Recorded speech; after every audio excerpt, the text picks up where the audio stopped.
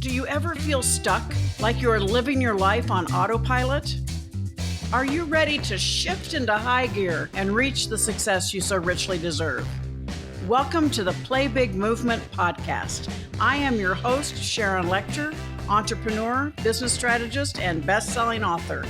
Playing big is not about settling for good enough or being comfortable. It is about reaching your highest potential and achieving your greatest success. Join me in my Play Big movement as I interview top experts in business, money, and entrepreneurship, all ready to serve you and to help you play big, be number one in your field, live your legacy, and create maximum impact. Hi, everybody. Welcome to this segment of the Play Big Movement podcast with Sharon Lechter. And I'm excited today to have somebody, a brand new friend, but somebody that I've known about for years. And he and his wife have carved an incredible company, put it together, and supported an entire industry of network marketing. And in today's environment, it's harder and harder to rise to the top in that arena. And they certainly have, to the point where their company's been recognized as one of the Inc. 5000 growing companies, and just recently also recognized by Entrepreneur Magazine. So it shows depth and also paying attention to how to build a successful business on top of supporting others building theirs. So Ray Higdon, thank you so much for being with me today. Welcome to the podcast. Yeah. Hey, thanks for having me. Well, it's something that, I've heard your name for years, and we know probably a lot of the same people, but I think in today's environment, it's harder and harder. So many network marketing companies are trying to insulate their distributors, and you want to control who they listen to from a coaching and mentoring perspective. And you've kind of risen above that, and certainly with your own personal success and becoming a top earner. But now you're counseling and mentoring and providing inspiration and motivation and some reality to people from lots of different companies. So tell us, can you share a little bit about Little Ray and how you got to you had that level of success within one company, but you saw this need? I talk about the most successful companies solve a problem or serve a need. So can you share a little bit of your journey with us? Yeah, for sure. And thank you for all that. I had real quickly, I had worked my way up in the corporate world and just saw that my future there was probably going to be miserable.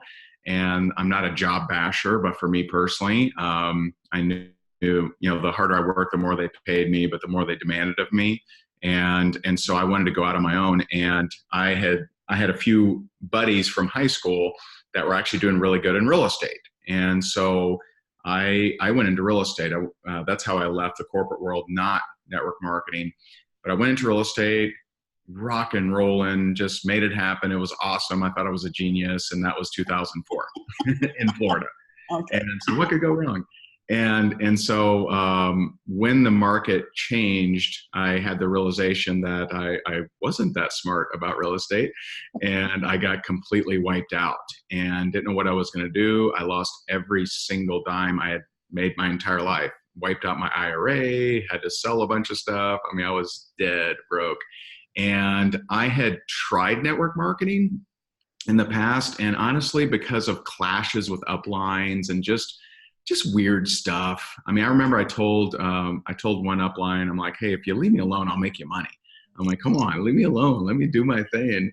And at the time I was doing, pretty good in that company, but I'd sworn off because I just had, just weird stuff. But here I was, July 2009, I'm dead broke, chased by bill collectors, in personal foreclosure, $1 million in debt, and had gone through a divorce.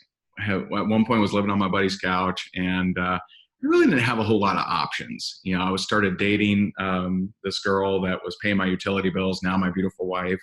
And a buddy invited me to a home meeting, and I'm like, you know what? I got nothing else going for me. I'm going to make this thing work. And so I became very coachable, and I went into that company, and I had really three things that I had to do every single day. And that was my daily routine then. It's a little different now, but 3 things that I did every single day, and I did end up becoming the number one income earner in that company. We were both, my wife and I, she joined me a few months maybe later, and both of us became the number one earner and number one female earner.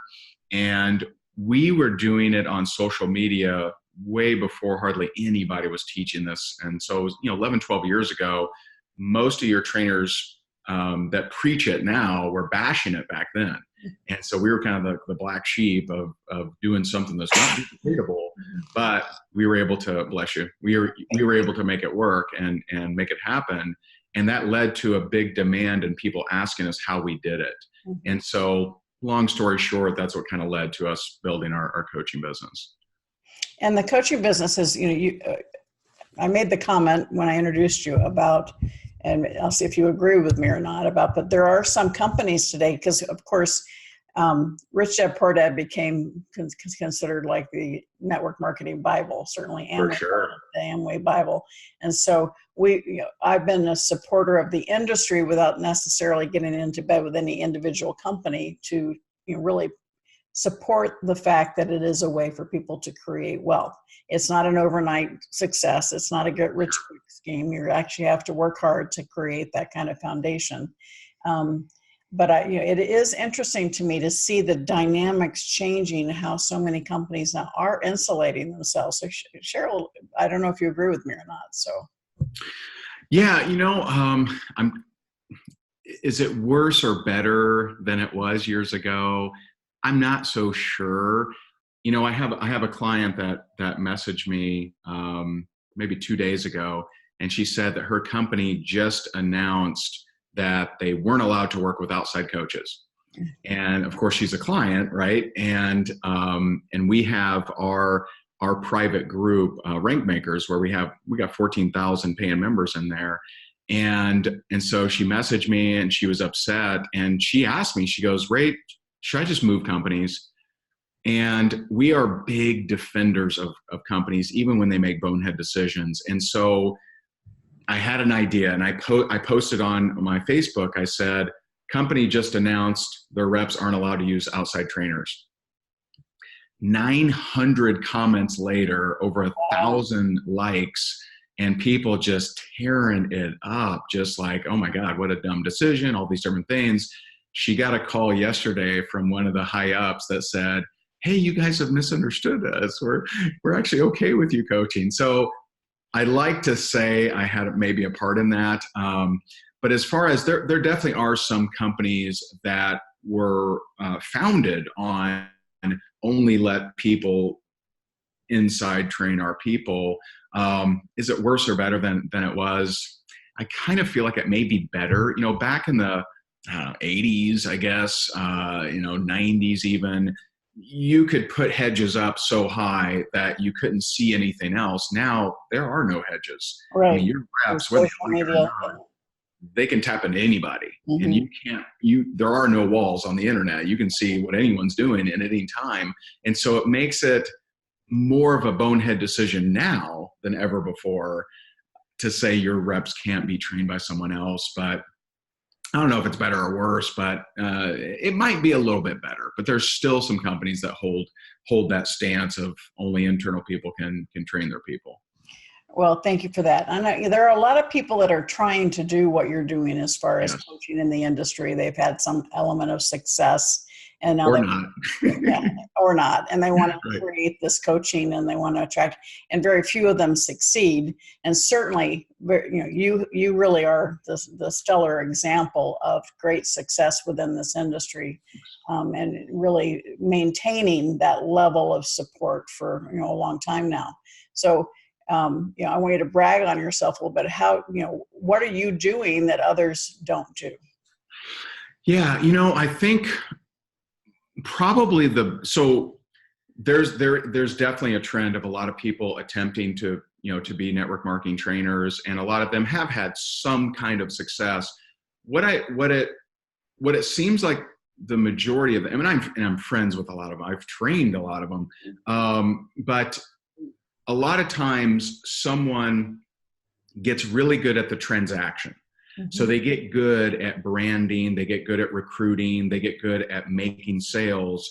And in network marketing, that's not where the big money is. The big money is in duplication, is in getting tens of thousands of mechanics, tow truck drivers, shoe salesmen, substitute teachers to be able to follow whatever system you're doing.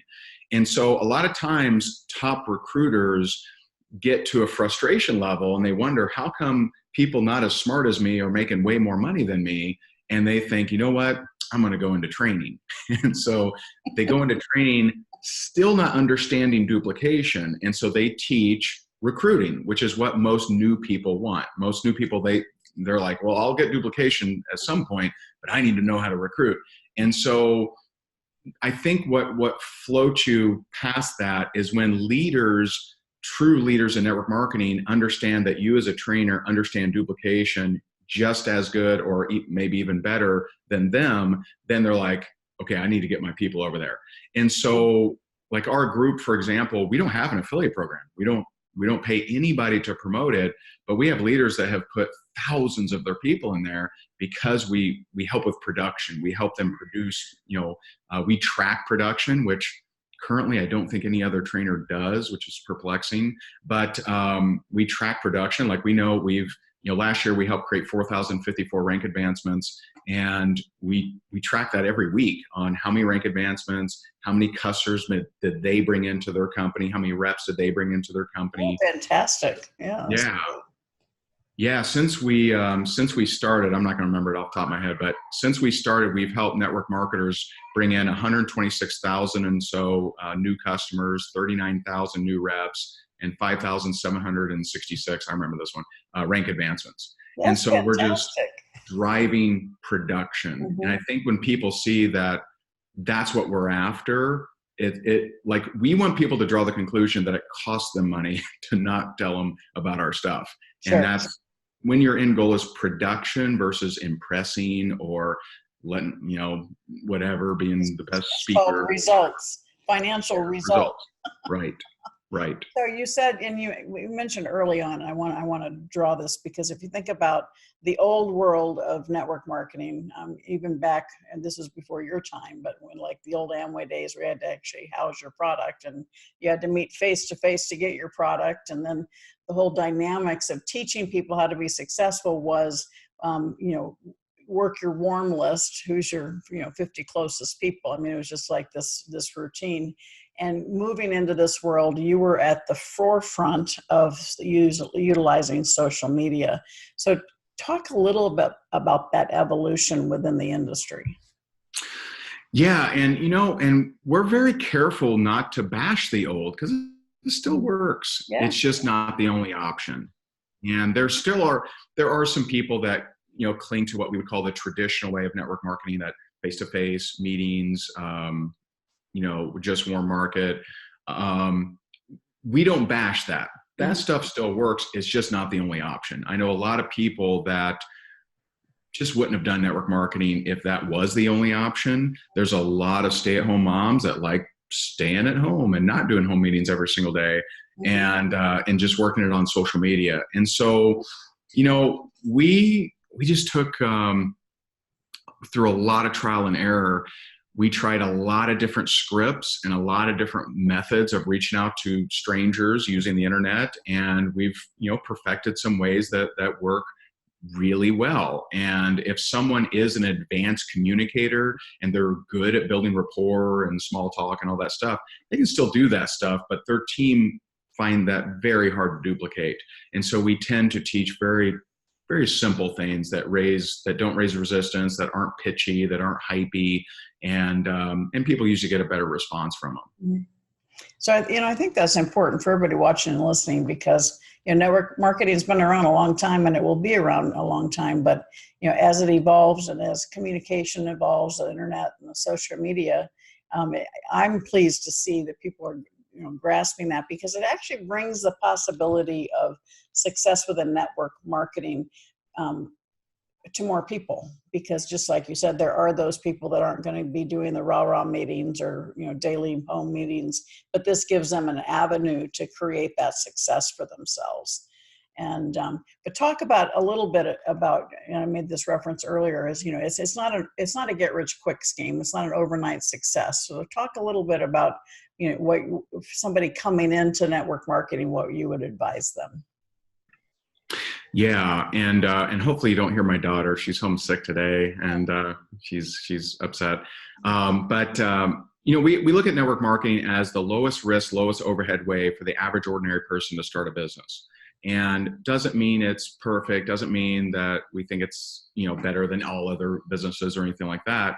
But if you look at Shark Tank, right? Most people don't have hundreds of thousands of dollars to start a business or an IRA or that they can tap into, and they're not going to be able to go get investors, and they probably shouldn't, even if they could.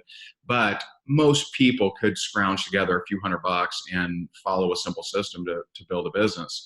But unfortunately, one of the main benefits is also one of the probably downfalls, and that is the barrier to entry. The barrier to entry is so low.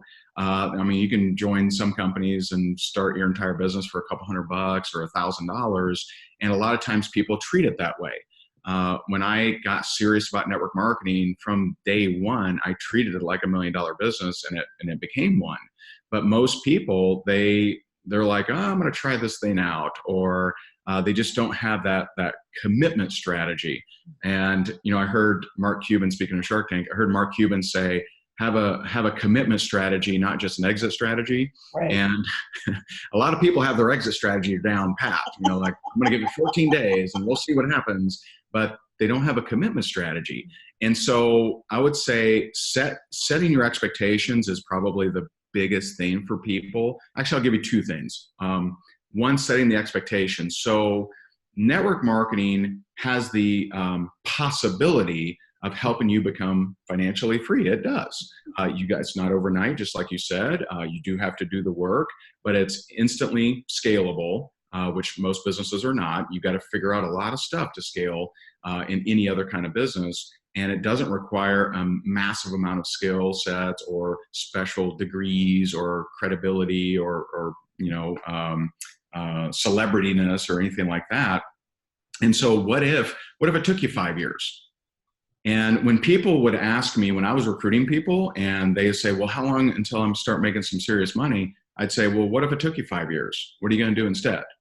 And so, like, if you set the expectations, I'm like, could you become financially free in 5 years? Most people can't.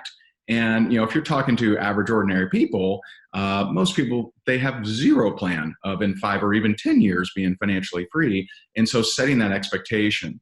And I would say for yourself and for others that you bring in, too often people fall to hype, and they say, they want to glorify the fastest success story. That is the worst story to glorify. So if someone made $10,000 their first month, I ain't ever mentioning that, ever. I'm never mentioning that, ever, because I don't want anyone to set that expectation and be disappointed on day 31. And yet many companies do that as their marketing. Yeah, it's not smart. The FTC and they've been cracking down on some companies over that kind of stuff. So company level, you'll see that less and less, but they pop up, from time to time. And I would say the second thing is understanding that for you to be successful in this business, you do not require acceptance, agreement, or approval. When I left real estate to focus on network marketing, everyone made fun of me. Everyone was like, oh, I couldn't hack it in real estate. And people talked trash behind my back. They bashed me. I saw all kinds of people putting pyramid and all that stuff. And I'm just like, whatever, man, I'm going to make this thing happen. And we did. And so I definitely didn't have acceptance, approval, or agreement. My wife didn't either. When she finished her college degree, which I never finished, but she did, when she finished her college degree and she tells her parents, yeah, I'm going to do network marketing, they weren't real excited until they saw her. They happened to catch a picture of her getting her first $10,000 check. And then both brothers joined, her mother joined, and her dad created a spreadsheet for her. And he's like, look, Sweet Pea, if you get 2 and they get 2. And I'm just cracking up, man. I'm like, this is funny. Before they thought it was a terrible idea. Now they're all aboard. So it was pretty funny. Well, I talk about that no matter what you do. When you try and do something different as an entrepreneur, start a business, typically your family are the ones that hold you back. And That's I think right. you have to remember it's really not that they don't believe in you, it's just that they see you doing something constructive and changing, and it makes them feel bad because they're not. And so it's That's like right. that resistance to Absolutely. hold back. But once you create success, they become your biggest cheerleader, and then they ask you for a loan. So That's right. That's right. We knew it all along. I'm like, oh yeah, sure you did. So what do you see the future for network marketing?